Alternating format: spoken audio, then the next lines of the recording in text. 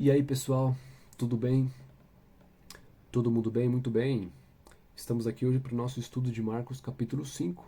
E mais uma vez, primeiramente, seja bem-vindo, você que vem pela primeira vez ou ah, que já tem acompanhado, que já conhece aqui o canal. Seja muito bem-vindo, que você possa encontrar o Senhor, né? Que nós possamos sempre encontrá-lo nesses vídeos e textos e tudo que é postado. Seja muito bem-vindo. Hoje, Marcos capítulo 5. Ah, pois bem, mais uma vez convido a você, pegue a sua Bíblia,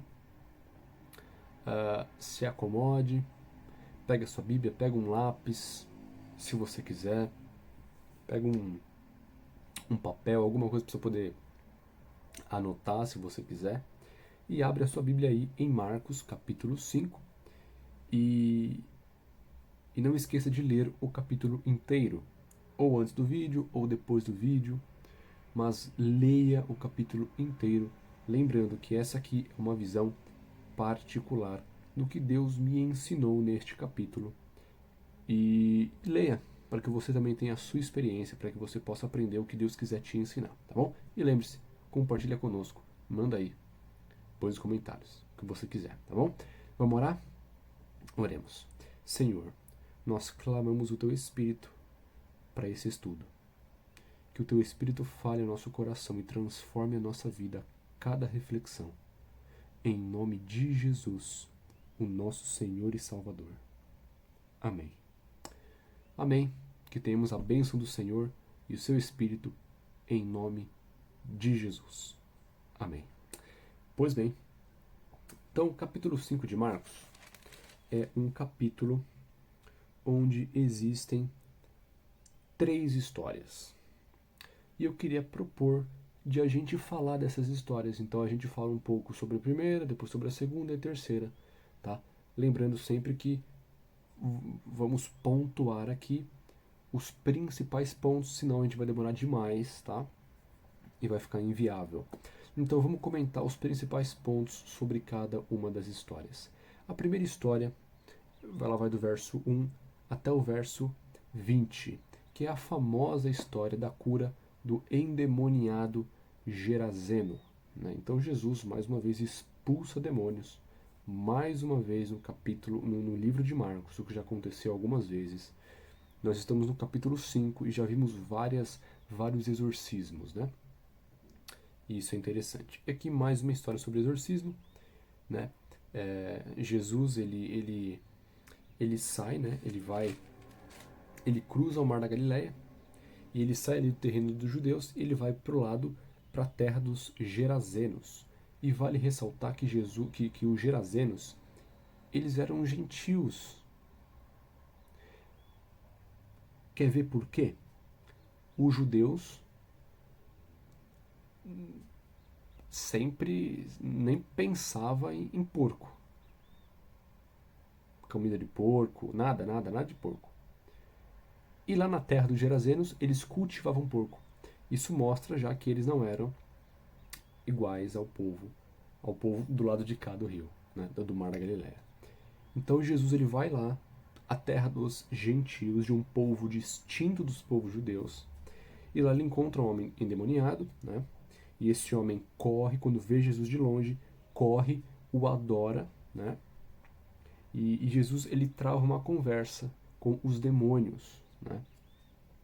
E, e os demônios dizem que o nome deles era Legião, porque eles eram muitos, no mínimo 2.000.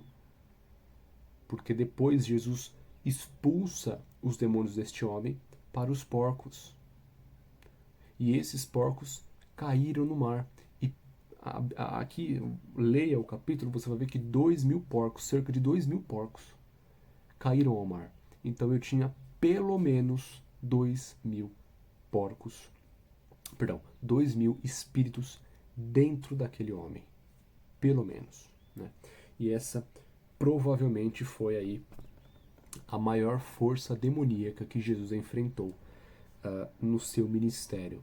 E o interessante é que Jesus expulsa os demônios daquele homem com uma palavra. Uma palavra, uma frase, né? Simples. Jesus fala: espírito imundo, Está no verso 8. Espírito imundo, sai desse homem. Acabou. Então aí cerca de 2.000 espíritos para mais, Jesus expulsa com uma frase. Só para dar uma ideia de quem é Jesus, da palavra de Jesus. E aí desenrola a história, o homem é curado, aquele homem que antes ele era tido como um louco, né? Não tinha como se relacionar com ele. Nada segurava esse homem. Podia prender ele, podia amarrar, podia fazer o que quisesse. Nada segurava esse homem por conta dos espíritos imundos que estavam nele. E não tinha contato com ninguém, né? Ele era alguém que as pessoas queriam manter distância, obviamente, né? E de repente as pessoas viram esse homem curado. O homem estava bem. E já ficaram meio assim, né? Já ficaram... o que aconteceu? Já ficaram, né, meio... O que aconteceu? E de repente se espalha o que havia acontecido. E os moradores daquela terra, eles expulsam Jesus dali. Talvez por conta do prejuízo econômico por causa dos porcos, né? Mas o que a gente sabe é que eles expulsaram Jesus. Jesus acabava de fazer uma maravilha imensa. E eles expulsam Jesus, né? Isso mostra, não sei, assim, a Bíblia não dá muitos detalhes, né, do porquê que expulsaram Jesus. Mas é estranho. Pode ser por causa da economia, dos porcos, mostrando a avareza, né, o materialismo, o medo, não sei. Mas o que a gente sabe é que eles expulsaram a Jesus da terra deles, né? E Jesus indo embora, aquele homem que foi curado ele suplica, né? E fala, mestre, deixa eu ir com você. E Jesus fala, não. Vai contar para os seus o que aconteceu com você, o que Deus fez por você e como teve compaixão de você. Duas coisas, o que Deus havia feito e a compaixão de Deus para com aquele homem. E Jesus não deixa ele ir com ele, Jesus não deixa o homem segui-lo e manda o homem testemunhar para os seus, para as pessoas que estavam ali, né, para as terras gentílicas, né? Então Jesus envia aquele homem para terras gentílicas, para terras não judaicas, mostrando que Jesus veio por todos, né? Jesus, ele abrange aqui os gentios no seu reino. Jesus expande o seu reino para os gentios, não só para os judeus, mas para todos os povos. E isso é muito interessante. Muito bem. Outra coisa que eu achei muito legal aqui, né? Aquele homem que foi curado, ele chamou a atenção sem falar uma palavra. Só o fato de as pessoas verem como ele estava agora já chamou a atenção. O testemunho do estado deste homem, sem falar uma palavra, já chamou a atenção dos homens para Cristo, para o que havia acontecido. E outra coisa interessante é que este homem foi curado, ele foi abençoado, e depois que ele foi abençoado, o que ele quis? Seguir Jesus. Servir Jesus. E essa é a sequência. Eu recebo a bênção, e eu sirvo, e eu sigo, porque eu reconheço a Deus, a Cristo, ao Espírito Santo como soberano, como o único caminho. Então eu recebo a bênção, e eu sigo, como fez este homem. A bênção me leva a seguir. A bênção me leva a seguir e a servir. Isso é interessante. Muito bem. E também, por último aí, né, que Jesus manda este homem pregar para os seus, né? Então, lembrando que a nossa missão, a nossa pregação começa com as pessoas ao nosso redor. Antes de viajar, antes de ir para longe, começamos aqui. Em seguida, nós temos a outra história da filha de Jairo, né? Essa história é dividida, primeiro do verso 21 até o verso 24, e depois ela volta do verso 35 até o verso 43, onde Jairo suplica a Cristo. Jairo, que era um dos principais da sinagoga, ele suplica a Jesus para que Jesus fosse até a sua casa curar a sua filha. Antes de entrar na história de Jairo, outra coisa que eu achei muito interessante foi que Jesus ele foi para a terra dos Gerazenos só para curar aquele homem. você vê que Jesus foi e volta. E o mais incrível de tudo, Jesus ele foi para uma terra onde cultivavam porcos, onde muitos ali não viviam de acordo com o plano de Deus. E Jesus podia ter dado sermão, Jesus podia ter falado, ensinado, mas Jesus não falou. Jesus mudou a história daquela cidade por um simples milagre. Jesus não repreendeu, Jesus não brigou, Jesus não fez nada. Jesus fez um milagre. Jesus abençoou uma pessoa. E como consequência, ele abençoou toda a cidade, porque agora aquela cidade tinha paz. Então Jesus levou o reino sem falar uma palavra. Jesus expandiu o seu reino aos gentios, sem falar uma palavra, por um milagre. Isso é lindo. Isso é lindo. Jesus foi, fez o milagre e voltou. E isso foi suficiente para mudar a história daquela cidade. Isso é incrível. E de outras regiões ali também, pelas quais o homem passou pregando e testemunhando. Isso é genial. Muito bem. Indo para a história de Jairo. Então Jairo suplica a Deus, né, ali no verso 23. E insistentemente lhe suplicou: minha filhinha está à morte. Vem, impõe as mãos sobre ela, para que seja salva e viverá. Então Jairo tinha a certeza que Cristo poderia curá-la. Né? E o verso 24, Jesus foi com ele. Então Jesus fala, tá bom, eu vou. E Jesus começou a ir. Só que nesse caminho entre o pedido de Jairo e chegar à casa de Jairo, entre esses dois pontos, você tem uma história aqui, que é a história do verso 25 até o verso 34 da mulher enferma. Né? Uma grande multidão, Jesus estava indo para a casa de Jairo, e essa mulher, né, que tinha uma hemorragia há 12 anos, desesperada vai até Jesus e toca na roupa de Jesus. E Jesus sente que saiu o poder dela. E ele se vira, conversa com aquela mulher, né? E a cura. Né? E aquela mulher sai curada. O que eu achei muito interessante é que essa mulher não foi curada por tocar na veste de Jesus. Essa mulher foi curada pela fé. Como Jesus disse no verso 34. E a gente vê essa fé no verso 28. Olha o que essa mulher dizia. Porque dizia, se eu apenas lhe tocar as vestes, ficarei curada. Ela tinha certeza disso. Ela tinha certeza de que se ela chegasse a Jesus, ela estaria curada. E a fé desta mulher a salvou. Essa mulher, ela sofreu de hemorragia. Ela era considerada impura. Impura. Sabe? E ela não podia ter contato com pessoas.